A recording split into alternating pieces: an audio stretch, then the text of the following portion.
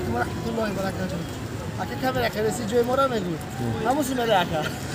همونسی. دستی رو.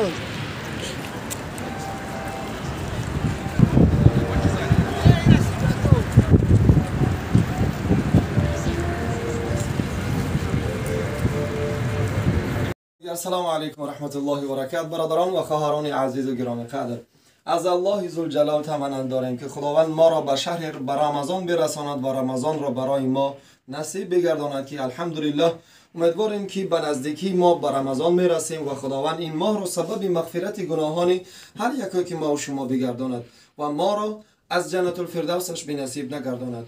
الحمدلله میخوام به سمع شما برسانم برادران عزیز که ما متاسفانه حمد و ثنا پروردگار عالمیان را که ما در شهری سنت پترزبورگ مغازه خود را و شرکت حجامه را که شما به خواهشات شما و طلباتی که شما میکردید ما الحمدلله امروز خوی کردیم. انشالله که ما گروه صلاح حجامه در خدمت شما هستیم باذن الله تعالی و میخوام یک خوشخبر را برای سمع شما برسانم برادران عزیز گرامی قدر.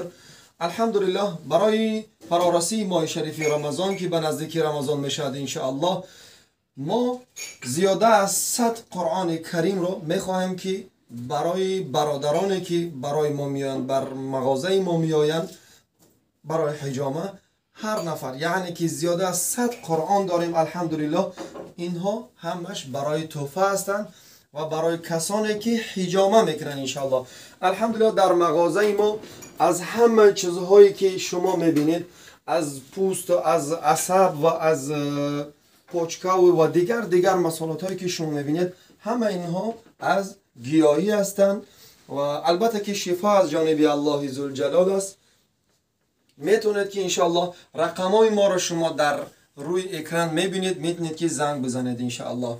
برادران و خواهران عزیز و گرامی قدر، از الله ذوالجلال متاسفانه از الله ذوالجلال عاجزانه دعا میکنم که خداوند عزوجل ما را برای دین الصراط المستقیم هدایت بفرماید و این ماه شریف رمضان را برای هر یکی که ما نصیب بگرداند، سبب مغفرت گناهان ما و شما بگرداند و خداوند گذشتگان ما را رحمت بگرداند. ما همه شما را به شرکت خود صلاح حجامه و شهری سنت پترزبورگ دعوت میکنیم. انتظار هستیم. سلام علیکم و رحمت الله و برکاته. متروی که جایی که ما مغازه ما هست مترو پلوشت سینای نام دارد.